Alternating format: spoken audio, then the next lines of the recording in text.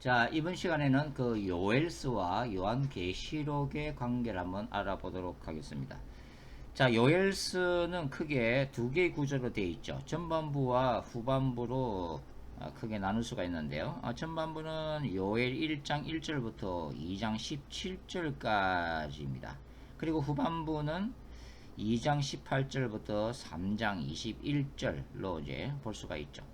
자, 이 전반부에는 뭐가 나타나 있죠? 야훼의 거룩한 전쟁인데요. 무엇에 대한 심판이죠? 바로 이스라엘의 죄, 우상 숭배에 대해서 하나님이 메뚜기 떼를 보내셔서 심판하시는 그런 장면이 기록이 되어 있죠. 그러니까 이 그 남유다 백성들이 우상을 섬기고 불순종의 죄를 범했을 때 하나님의 성령께서 예루살렘 성전조차도 포기하시고 떠나시게 되죠. 대부분의 이제 그 예언서에 나타나 있는 가장 기본적인 주제입니다. 그리고 결과적으로는 대적인 바벨론에서 멸망을 당하게 되는 거죠. 그러니까 여기서는 굉장히 죄의 엄중성, 우상숭배의 죄를 심판하시는 하나님에 대해서 우리가 읽을 수가 있죠. 그런데 후반부에는 또 완전 분위기가 역전이 되게 됩니다. 그러니까 예루살렘을 침공한 대적에 대해서 하나님이 그분의 거룩한 전쟁을 선포하시는 내용이죠. 그러니까 하나님이 이스라엘 대적을 심판하시고 이제 그렇게 되면 이스라엘 어떻게 돼요? 하나님의 백성인 이스라엘이 구원을 받게 되는 거죠. 그러니까 늘 예언서는 하나님의 심판을 선고하시면서 동시에 구원을 약속하시는 그런 구조로 되어 있다는 것을 우리가 이제 볼 수가 있습니다. 자, 이 전반부와 후반부의 중간에 있는 이 요엘 2장 28절부터 32절 또 이 말씀이 굉장히 중요하죠.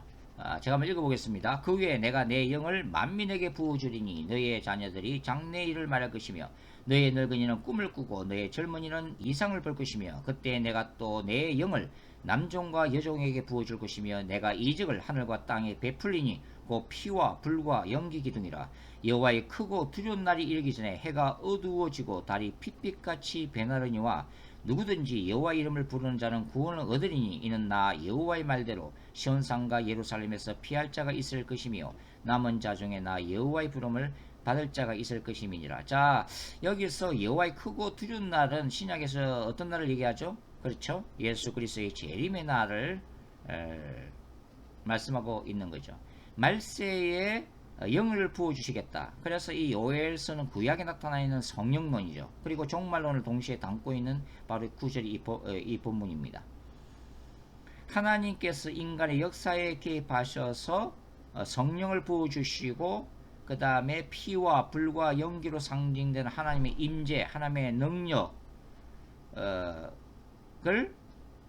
보여주시겠다고 하는 거죠. 그래서 하나님이 궁극적으로 그분의 그러한 전쟁을 통해서 하나님의 백성들을 구원하실 거라고 하는 거죠.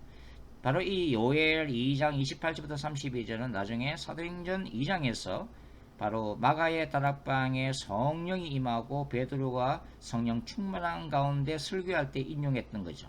그러니까 바로 이 요엘 2장의 예언이 오순절날을 통해서 1차적으로 성취되었다는 것을 말해주고 있는 거죠. 그러나 이것이 이제 오순절날 하루에 성취된 것으로 끝난 것이 아니라 사실은 이 사도행전 전체를 통해서 사도들의 사역, 성령행전을 통해서 나타나는 바로 이제 그 복음 전파의 과정을 통해서 반복되어지는 거죠. 그리고 인류의 마지막 바로 예수 그리스도의 재림 직전에도 바로 종말론적으로 이러한 성령의 큰 역사가 나타날 것을 우리가 기대를 할 수가 있겠습니다. 자, 우선 이 요엘서와 또 요한계시록에 이제 연관되는 것을 우리가 이제 잠깐 살펴보시면 이 요엘서는 이 야훼의 날을 해와 별이 어두워지며 빛을 잃는 사건으로 묘사를 하고 있죠. 바로 이것은 요한계시록 6장에 인용이 되어지고 있습니다. 그래서 예수님의 재림의 날에 해와 달이 어두워지며 빛을 잃는 우주적인 변혁 사건이 일어날 것을 예고를 하고 있죠.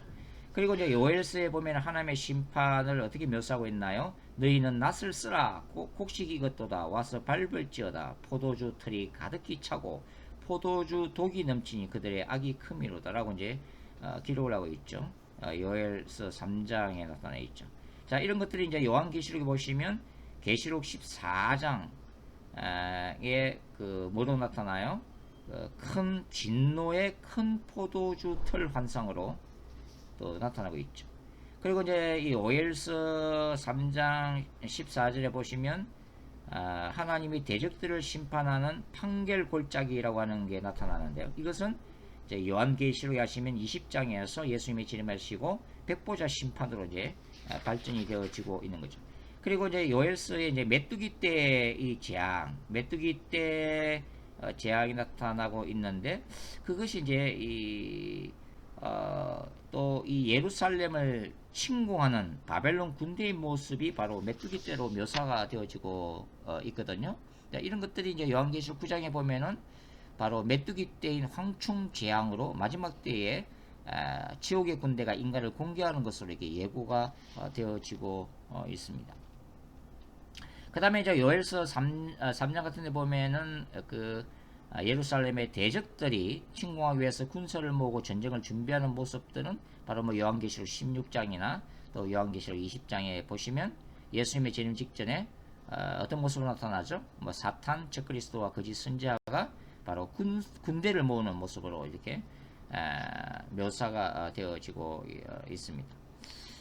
결국은 다른 뭐 예언서도 그렇지만 요엘이 약속하고 있는 궁극적인 남유다와 예루살렘의 회복 약속, 바로 요엘서의 후반부에 기록되어 있는 이런 내용들은 뭡니까?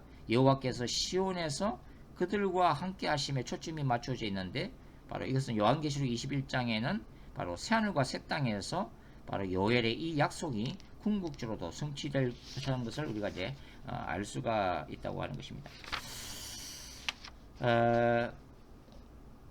그 다음에 이제 저는 아까 요엘 2장에 나타나 있는 이 성령론과 종말론이 바로 요한계시록 11장의 두 증인 사건하고도 밀접하게 관련되어 있다고 저는 보고 있는데요.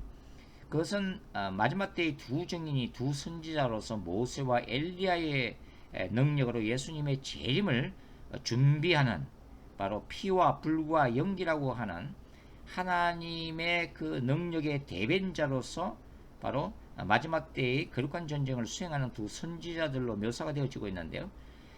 보통 이제 대부분의 그 요한계시록의 우리 복음주의 신학자들은 바로 교회 공동체를 상징하는 것으로 두 증인을 보고 있죠. 그러나 저는 이제 궁극적으로는 이 두 증인은 마지막 때의 말 그대로 두 선지자라고 저는 보고 있습니다. 그러니까 요한계시록 11장의 두 증인은 바로 요엘 2장 28절부터 32절을 종말론적으로 성취하는 자들이라고 볼 수가 있죠. 그리고 모세와 엘리야 사이의 계승자들로 볼 수가 있고, 동시에 1세기 기독교의 그 교회를 세웠던 사도들을 종말론적으로 계승하는 자리, 즉 바로 교회를 종말론적으로 완성하는 두 선지자로 보고 있습니다. 여하튼 이 요엘서에서 우리가 이제 아까 말씀드렸듯이 하나님이 메뚜기 떼를 보내서 이스라엘을 심판하시는 이런 모습에서 우리는 죄의 엄중성을 우리가 이제 읽을 수가 있는 거죠. 우리가 요한계시록을 제가 악의 근세와의 종말론적인 그 전쟁, 교회가 수행하는 그 전쟁으로 보고 있지만 사실 악의 권세나 사탄의 권세 이전에 우리가 주목해야 될 게 뭡니까? 바로 인간 죄악의 본성, 죄악된 본성, 또 인간의 죄악 그 자체죠. 왜냐하면 사탄의 권세라는 게 뭡니까? 인간의 죄악 위에 쌓아 올린 바로 권세죠. 바벨탑이죠. 그러니까 인간이 스스로 죄를 회개하게 되면 바로 그 죄 위에 쌓아진 바벨탑과 같은 이 사탄의 권세는 스스로 무너지게 되어 있다고 하는 것입니다. 그러니까 우리가 사탄과 악령들과의 영적 전쟁도 중요하지만 더 본질적인 전쟁은 뭐예요? 바로 인간의 본성 안에 있는 그 죄악과의 전쟁이죠. 그래서 회개 영성이 마지막에 굉장히 중요하다고 하는 것입니다. 그러니까 이 사도 바울이 갈라디아서 2장에 얘기했던 것처럼 자아를 십자가에 못 박을 수만 있다 이라면 사실은 사탄은 스스로 물러날 수밖에 없다 하는 것이죠. 그래서 사실 인간의 죄악을 다루는 이 성경의 본질을 우리가 다시 한번 확인을 할 수가 있다고 하는 것입니다. 기도하겠습니다. 하나님 아버지, 요엘서를 통해서도 하나님 메뚜기 떼를 통해서 하나님의 백성을 징벌하시는 그 하나님의 심판을 읽습니다. 그리고 궁극적으로 하나님의 백성들을 회복시키시는 하나님의 긍휼을 읽습니다. 하나님 이 마지막 때에도 부족한 우리들 가운데서 죄와 싸울 수 있는 그 거룩한 전쟁을 수행할 수 있는 힘과 능력을 주옵시고 마지막 때에 우리들을 구원하시는 하나님의 영광을 나를 속히 볼 수 있도록 축복해 주옵소서. 거룩하신 예수님의 이름으로 기도드립니다. 아멘.